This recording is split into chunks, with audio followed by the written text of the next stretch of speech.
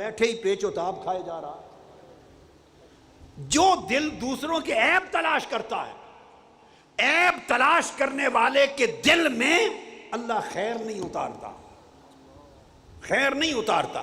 وہ کہتا ہے میرے بندے اگر ایک جگہ تعلق رکھ، یا مجھ سے رکھ، یا شر طلبی سے رکھ، یا لوگوں کے عیب تلاش کرنے سے واسطہ رکھ، یا مجھ سے خیر طلب کرنے سے واسطہ رکھ، تو اللہ پاک اپنا کرم نہیں کرتا اس دل پر جس دل میں غلاظت ہوتی ہے، جس طبیعت میں غلاظت ہوتی ہے، جس نفس میں تنگی ہوتی ہے۔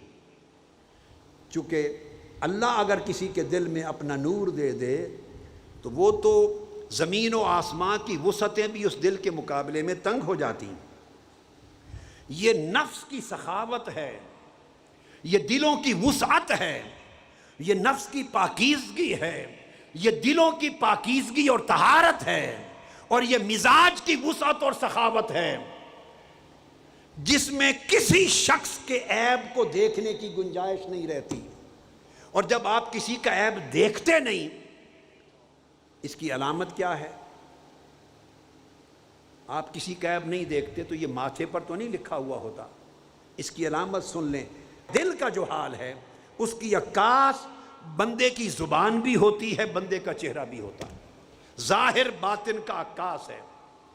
کون عیب جوئی کرتا ہے، کون حقد اور حسد اور بغض رکھتا ہے، کون نہیں، اس کی زبان کو دیکھیں۔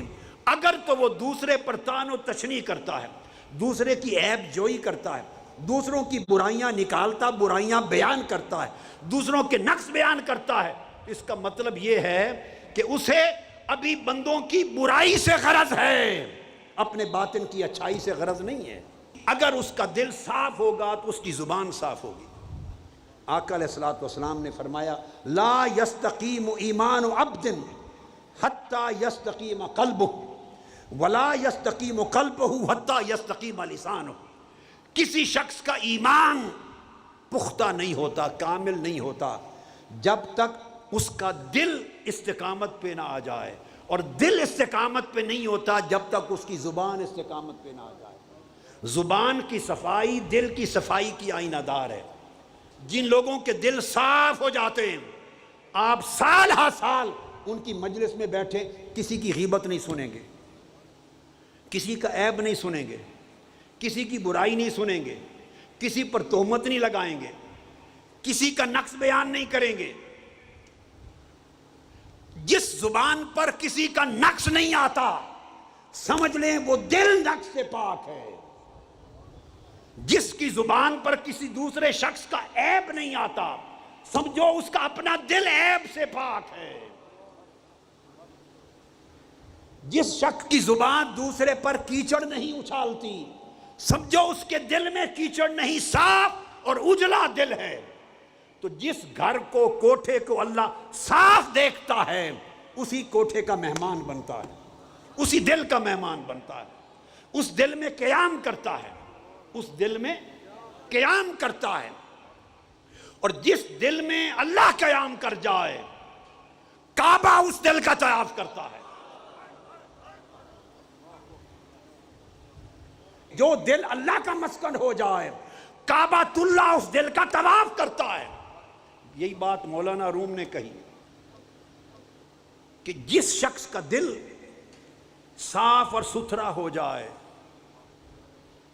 اس کے دل کو تھام لے، وہ اللہ کا مسکن ہے۔ اور جس کا دل اللہ کا مسکن بن جائے، تم کعبے کے طواف کو جاتے ہو اور کعبہ ایسے لوگوں کے دلوں کا طواف کرتا ہے۔ کیوں؟ وہ دل اللہ کا مسکن ہے۔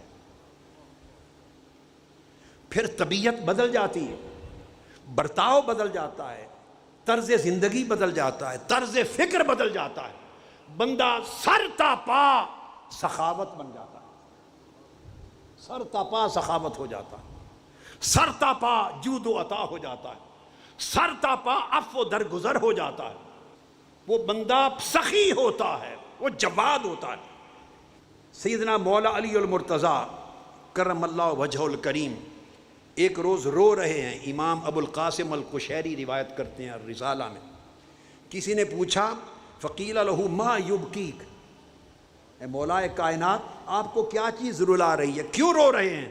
اب دیکھیے کہ دلوں کا حال کس طرح بدلتا ہے، سوچ کس طرح بدلتی ہے، طرز فکر کیسے بدلتا ہے، زاویہ عمل کیسے بدلتا ہے۔ پوچھا کیوں رو رہے ہیں؟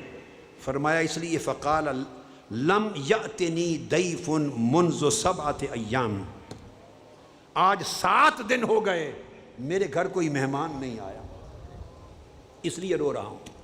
آج 7 دن ہو گئے میرے گھر کوئی مہمان نہیں آیا۔ پھر اس نے پوچھا، پوچھنے والے نے، میں اس سے کیا سمجھوں، رونا کیوں آیا؟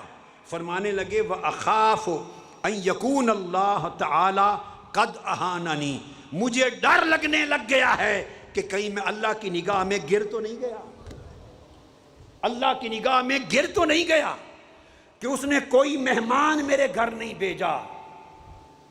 شاید اللہ کی ذات سمجھتی ہے کہ میرے دل میں اتنی سخاوت نہیں رہی جس سخی کے پاس اللہ نے اپنا مہمان بھیجنا تھا۔